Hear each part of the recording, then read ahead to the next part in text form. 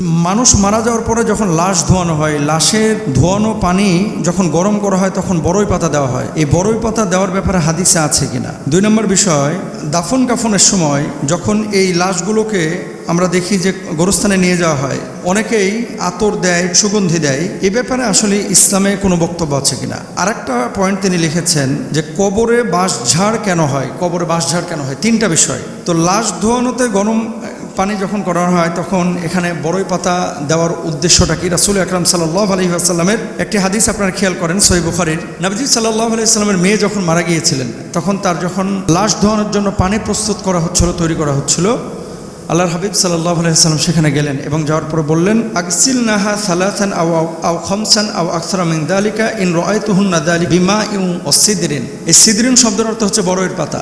নবীজি বললেন 3 বার অথবা 5 বার পানি দিয়ে ধৌত করো এবং পানিটা যখন তুমি রেডি করবা গোসলের জন্য তার মধ্যে বড়ই পাতার সংযোগ ঘটাও। এখন আল্লাহর হাবিব সাল্লাল্লাহু আলাইহি ওয়াসাল্লামের আরও একজন সাহাবী আব্দুল্লাহ ইবনে আব্বাস রাদিয়াল্লাহু তাআলা আনহু থেকে এটা বর্ণনা, হজ্জের মৌসুমে আরাফাতের ময়দানে একজন সাহাবী উটের পিঠে চড়ে তিনি যাচ্ছিলেন। এমত অবস্থায় উটের পিঠ থেকে তিনি পড়ে তার ঘাড়টা মটকে যায়। ঘাড় মটকে যাওয়ার পরে নবী সাল্লাল্লাহু আলাইহি ওয়াসাল্লাম সাহাবীদেরকে যখন এই যে লাশ ধোয়াচ্ছিল সাহাবীরা, আল্লাহর হাবিব সাল্লাল্লাহু আলাইহি ওয়াসাল্লাম তাকে পুত পবিত্র করতে বললেন এবং এই লাশটা ধোয়ানোর পরে নবীজি সাল্লাল্লাহু আলাইহি ওয়াসাল্লাম তার দাফন কাফনের ব্যবস্থা করেছিলেন এবং সেই পানিতেও আল্লাহর হাবিব সাল্লাল্লাহু আলাইহি ওয়াসাল্লাম বড়ইয়ের পাতার মিশ্রণ ঘটাইতে বলেছিলেন। তাহলে বড়ই পাতার মধ্যে আমরা আদেশটা পাইলাম যে নবীজি বলেছেন যে মৃত ব্যক্তিকে যখন গোসল করানো হবে তখন বড়ই পাতা, এই যে সিদর, এই সিদরটা সংযুক্ত করতে। এখন এটা মূলত সংযুক্ত কেন করা হয় আপনারা সকলেই জানেন। বর্তমান বিজ্ঞানও কিন্তু এই কথা বলছে যে বড়ই পাতার মধ্যে অ্যান্টিসেপটিক মানে ব্যাকটেরিয়া বা জীবাণু ধ্বংস করার মতো উপাদান আছে এবং এটাকে যখন আপনি গরম পানিতে মেলাবেন, একটা টেম্পারেচারে তাপ দিবেন, বড়ই পাতা থেকে এমন কিছু রস অথবা মিউকাস এ ধরনের কিছু বের হয় যেটা জীবাণুমুক্ত করে এবং মৃত ব্যক্তির শরীরের জীবাণুকে কাটিয়ে দেয়। এই জন্য আসলে গরম পানিতে বড়ই পাতা রাসূল আকরাম সাল্লাল্লাহু আলাইহি ওয়াসাল্লাম অ্যাড করতে বলেছেন। 2 নম্বর, কর্পূর ব্যাপারে যে এই যে আমরা যে সুগন্ধি ব্যবহার করি, অনেক সময় মৃত ব্যক্তির পেট থেকে মলমূত্র বের হয়, তারপরে নাক থেকে রক্ত বের হয়, কান থেকে রক্ত বের হয়, এগুলো দুর্গন্ধ তৈরি করে। এই জন্য মূলত কর্পূর ব্যবহার এটা ওই সময়ের থেকে প্রমাণিত।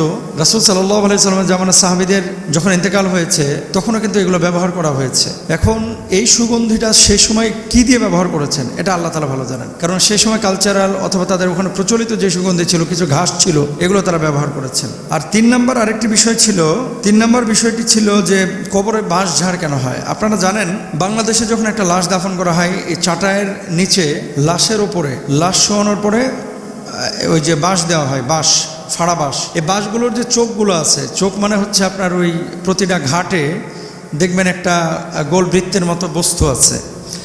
তো যখন মাটি চাপা দেওয়া হয় বা চাটাই দেওয়া হয় ওখানে একটা সার তৈরি হয়, এগুলো পচে পচে এরপরে ওখান থেকে ওই কঞ্চির মতো বাইর হয়ে বাঁশঝাড় হয়ে যায়। এখন আপনি যদি মনে করেন যে কবরের ওপরে বাঁশঝাড় হয়েছে অলৌকিক কোনো বিষয় বা এখানে মৃত ব্যক্তির সাথে কোনো মুআজিজা বা অলৌকিক কোনো কিছু ঘটেছে, এগুলো কিন্তু বিশ্বাস করা যাবে না। এবং গোরস্থানের উপরে অনেক সময় দেখবেন যে আম গাছ উঠেছে, ফুল গাছ উঠেছে, কোনো ফলের গাছ, ডাব গাছ উঠেছে, আপনি লাগিয়েছেন বা অন্য কোনো কারণে পাখি এসে কবরের উপরে বিষ্ঠা ফেলেছে, এখান থেকে পেয়ারা গাছ বের হয়েছে।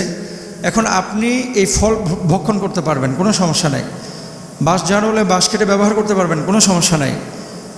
আম গাছ হলে আম আপনি খেতে পারবেন, কোনো সমস্যা নাই। কিন্তু এটাকে মুআজিজার সাথে বা বিশেষত্বের কাছে মিলাইয়া ফেলা এটা কিন্তু কোনোভাবে উচিত না, এটা জায়েজও নাই।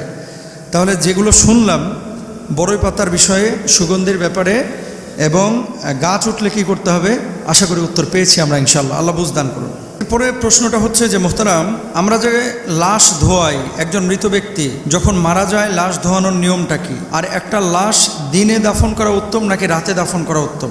3 নম্বর হচ্ছে দিনের বা রাতের এমন কি কোনো সময় আছে যে সময় লাশ দাফন করা নিষিদ্ধ? 3টা পয়েন্ট কিন্তু। 1 নম্বর হচ্ছে লাশ ধোয়ার নিয়ম কি। দেখেন, মৃত ব্যক্তিকে গোসল দেওয়ানো এটা হচ্ছে ফরজে কিফায়া এবং এটা সুন্নাহ অনুযায়ী করার নিয়ম। মানুষ যখন মারা যায় আমরা অনেকেই কিন্তু লাশ ধোয়াইতে ভয় পাই, তারপরে খাটিয়া ধরতে ভয় পাই। ভয় পাবেন না। আল্লাহর হাবিব সাল্লাল্লাহু আলাইহি ওয়াসাল্লাম বলেছেন এই কাজগুলো যদি কেউ করে এটা হচ্ছে সাদাকার সওয়াব, আল্লাহ সুবহানাহু ওয়া তাআলা তাকে দান করবেন। তো 1 নম্বর, যখন লাশটাকে আপনি রাখবেন একটা শক্ত স্থানে, সেটা খাটিয়ার উপরে হোক অথবা চৌকির উপরে হোক অথবা কোনো কাঠের টুকরার উপরে হোক, লাশটাকে রেখে চারিদিক আপনি পর্দা দিয়ে ঘিরে দেবেন।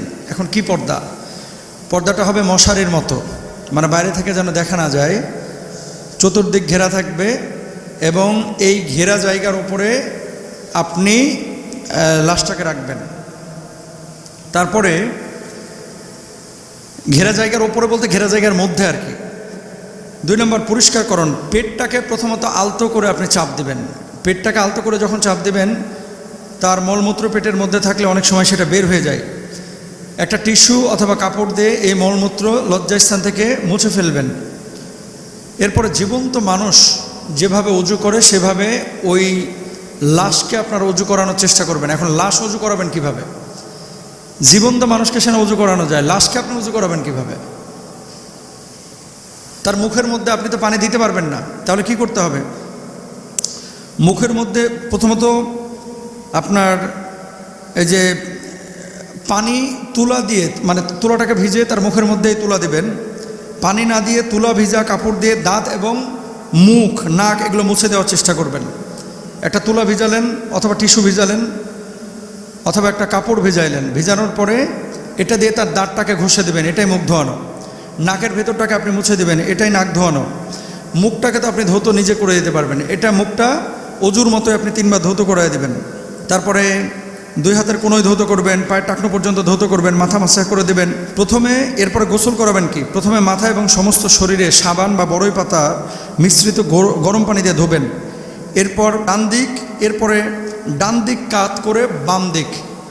প্রথমে ডান দিক ধৌত করবেন, বাম কাত করে, ডান কাত করে বাম দিক ধৌত করবেন, উলট পালট করে আর কি। সবশেষ ধোয়ায় পানিতে কর্পূর বা সুগন্ধি মিশানো উত্তম। মানে যখন আপনি সবশেষ এই লাশটাকে ধৌত করবেন তখন কর্পূর অথবা সুগন্ধি মিশ্রিত কোনো পানি দিয়ে এটাকে ধৌত করার চেষ্টা করবেন। 6 নম্বর, আপনি যে কাজটা করবেন, লাশ ধোয়ানো হয়ে গেল, এবার লাশটাকে শুকনো কাপড় দিয়ে মুছে ফেলবেন। তারপর আপনি কাফন পরায় দেবেন। ছেলেদের জন্য 3 টুকরা, মেয়েদের জন্য হচ্ছে 5 টুকরা, যেহেতু মেয়েদের শারীরিক অবকাঠামোতে পরিবর্তন দেখা যায়। এখন আসেন, দিনে দাফন করা উত্তম নাকি রাতে দাফন করা উত্তম? দিনে এবং রাত্রে যে সময়ে মানুষ মারা যায়, যে কোনো সময় আপনি জানাজা করতে পারেন, যে কোনো সময় আপনি লাশ দাফন কাফন করতে পারেন। আপনাকে আমি একটা বিষয় বলে রাখি, দাফন কোনো সময় নিষিদ্ধ হতে পারে এবং সে সময়গুলো কোন সময় দেখেন। নামাজ পড়া নিষিদ্ধ কখন? যখন সূর্য উদয় হয়। নামাজ পড়া নিষিদ্ধ কখন? যখন সূর্য অস্তমিত যায়। 3টি সময় দাফন এবং জানাজার নামাজ পড়া নিষিদ্ধ।